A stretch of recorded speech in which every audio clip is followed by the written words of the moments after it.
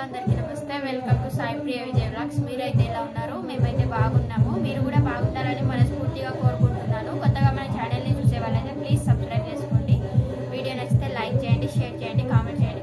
ఏంటి పాటలు వినిపిస్తున్నాయి అంటున్నారా?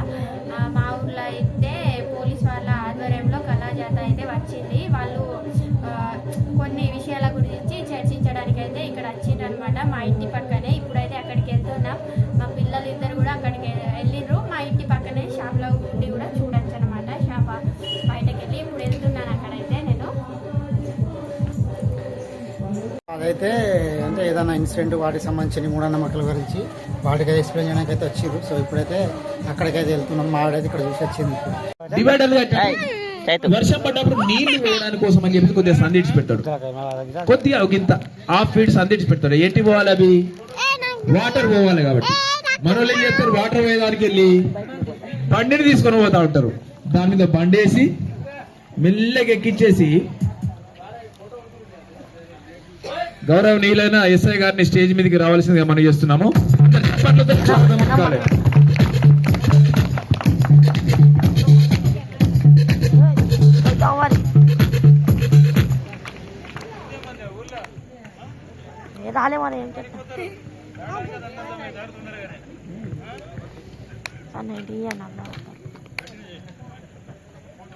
ఫోటో దిగి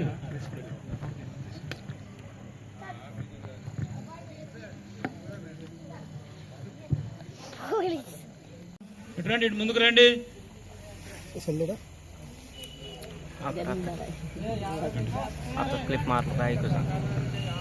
ఓకే అమ్మా. అన్న 7 వరకు వచ్చినా మనం బైక్ మీద ఉన్నాం. ఓకే కదా?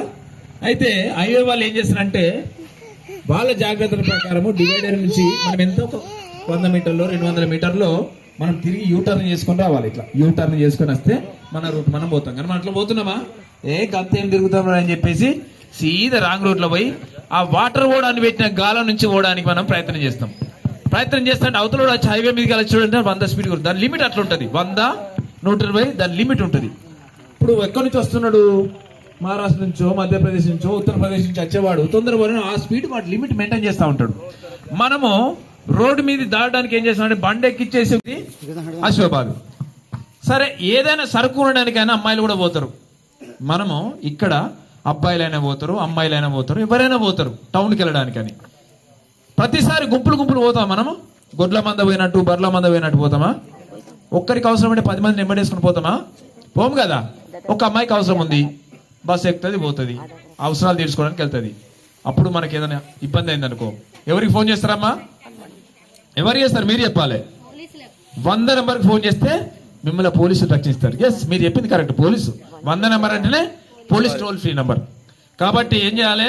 ఒంటరిగా వెళుతుంటే వెంటెవరన్నా పడితే, ఒంటరిగా వెంటెవరన్నా పడితే, ఒంటరిగా వెళుతుంటే వెంటెవరన్నా పడితే, ఒంటరిగా నువ్వు వెంటెవరన్నా పడితే, కంట నీరు పెట్టుకొని కలత చెంత వద్దండి, కంట నీరు పెట్టుకొని కలత చెంత వద్దండి, కంట నీరు పెట్టుకొని కలత చెంత వద్దండి, కంట నీరు పెట్టుకొని కలత చెంత వద్దండి, వద్దకు ఫోను కొట్టు ఆకతాయిలాగా కట్టు, అందరూ గుర్తుంచుకోండి 100 నెంబరు మన ఆపదల్లో ఆదుకునే ఫోన్ నెంబరు, అందరూ గుర్తుంచుకోండి 100 నెంబరు మన ఆపదల్లో ఆదుకునే ఫోన్ నెంబరు. కొద్దిమంది మహానుభావులు ఏం చేస్తారంటే పిల్లలను వేధించినట్టయితే కూడా వాళ్లకు ఎవరికి ఫోన్ చేయాలి? ఎవరు ఫోన్ చేయాలన్నా? 100 నెంబర్ చేయాలి.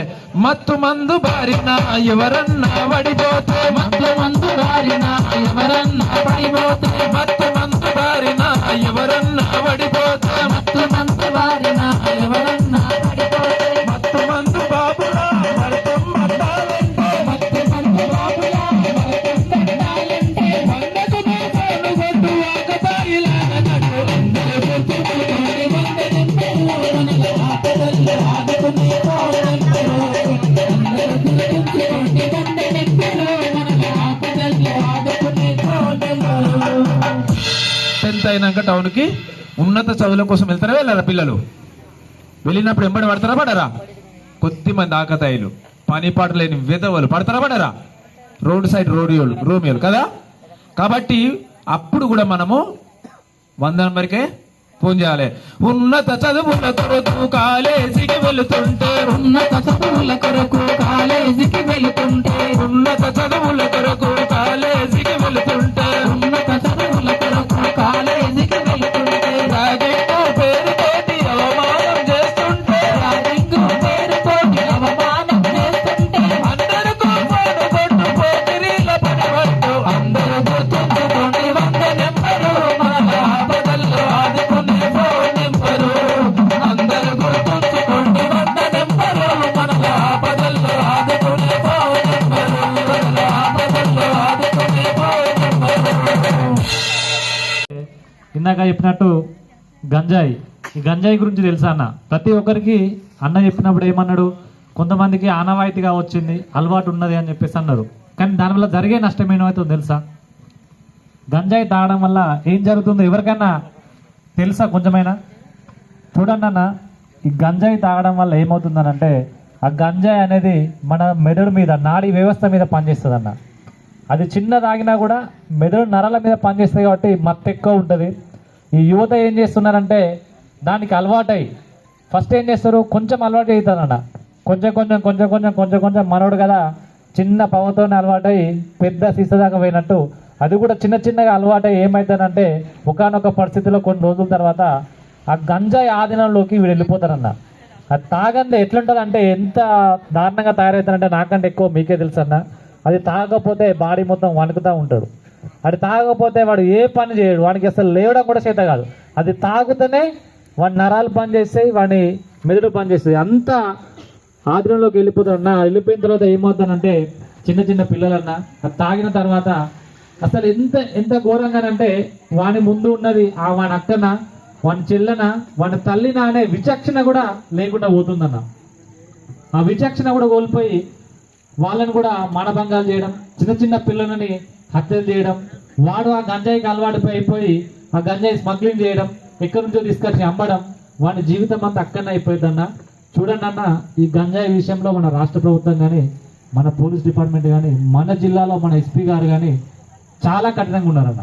ఎంత కఠినంగా అంటే గంజాయి ఒక్క మొక్కైనా సరే మీరు పెంచినట్టు కానీ, లేకపోతే అమ్మినట్టు కానీ, లేకపోతే తాగినట్టు కానీ తెలిసినా కూడా చాలా చట్టపరమైన కేసులు అవుతున్నాయన్న. రీసెంట్గా వారం 2 days బ్యాక్ జైనూరులో ఒక వ్యక్తికి 10 సంవత్సరాలు జైలు శిక్ష పడ్డదన్న.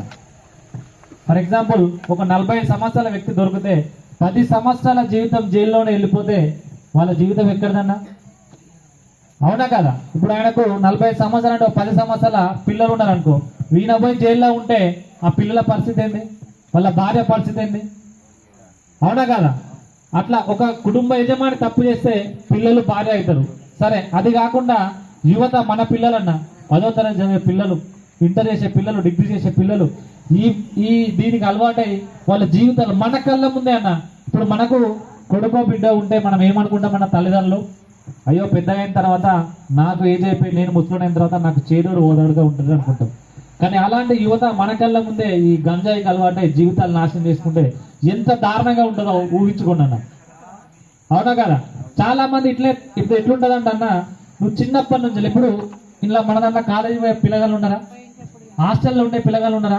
మరి ఎవరన్నా మీరు ఒక్కసారన్నా ఇప్పుడు మన ఊళ్ళో నుంచి ఒక హైదరాబాద్లో పిల్లగాడు చదువుకుంటాను అనుకుందాం, ఆయన రూమ్లో ఉంచిండు, నువ్వేం చేస్తావు, పద్ధతి ఏ పని చేసావు, అమ్మా నాన్న కష్టపడి డబ్బులు పంపిస్తున్నావు. కానీ ఏ రోజైనా ఒక్కసారైనా కూడా ఆ రూమ్లో వాడు కాలేజీకి పోతున్నాడా, లేకపోతే ఇంకెటైనా తిరుగుతున్నాడా, ఏం చేస్తున్నాడా? మీరు ఎవరైనా ఒకరైనా కనిపెడతానన్న, మరి కనిపెట్టాలన్న. అది మన తల్లిదండ్రుల యొక్క బాధ్యత. ఎందుకంటే మన కొడుకు చెడు మార్గంలో పోతున్నాడా, మంచి మార్గంలో పోతున్నా అని తెలుసుకోవాల్సిన బాధ్యత ఎవరి మీద ఉంటుందన్న? తల్లిదండ్రుల మీద ఉంటుంది. చెడు దారిలో పోతే మంచి దారిలో నడిపించే బాధ్యత ఎవరి మీద ఉంటుంది? మన మీద ఉంటుంది. అందుకనే అట్లా పిల్లలు స్కూల్కి పోయినా, కాలేజీ పోయినా, ఎక్కడ పోయినా మనకు కంట కనిపెట్టి ఉండాలన్న 100%. వాడు ఏం చేస్తున్నాడు? ఇప్పుడు వాడు ఎక్కడో రూమ్లో ఉంటాడన్న, నువ్వు డబ్బులు పంపిస్తావు, నువ్వేమనుకుంటావు, అయ్యో నా కొడుకు మంచిగా చదువుతాను కావచ్చు నువ్వు అనుకుంటావు. కానీ నువ్వేం చేయాలి తెలుసా?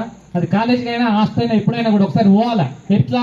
వానికి ఫోన్ చేయొద్దు, బిడ్డ నేను హైదరాబాద్కి వస్తానంటాడు, ఉంటాడా? వాడు రూమ్లో ఎట్లుంటాడు, రూమ్లో ఏం చేస్తాడు, రూమ్లోకి పోయినా అనుకో, నువ్వు సడన్గా రూమ్కి పోయినా అనుకో, వాడు తాగున్న సీసాలు దొరుకుతాయి. తాగున్న సీసాలు ఉంటాయి, దాని అర్థం ఏంటిది? నీ కొడుకు కూడా పాడైపోయినట్టే. లేకపోతే కాలేజీ పోకుండా ఇంట్లో ఉంటాడు, లేకపోతే కాలేజీ పోకుండా సినిమాకి పోతాడు.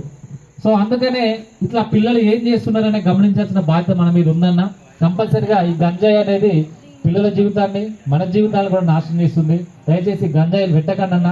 ఎందుకంటే ఇంతకుముందు చెప్పినట్టు గంజాయి ఇట్లా దొరికితే చాలా కేసులు అవుతున్నాయి. 10 సంవత్సరాలు, లింగాపూర్లో ఒక వ్యక్తికి 5 సంవత్సరాలు జీవితాలు అక్కడికే. నువ్వు జైలు నుంచి బయటకు వచ్చిన తర్వాత ఎవరైనా నిన్ను పిలుస్తారా? వాళ్ళు జైలుకు పోయి వచ్చిందని నీ పిల్లలు నువ్వు ఆడుంటే నీ పిల్లలు వీళ్ళు అయ్యా జైలుకు పోయారు అని ఎవరన్నా అంటారా? మన భార్య పరిస్థితి ఎట్లుంటుంది? అందుకనే గంజాయి జోలికి వెళ్ళొద్దన్నా. దాంతోపాటు సైబర్ క్రైమ్ అంటే తెలుసా అన్న?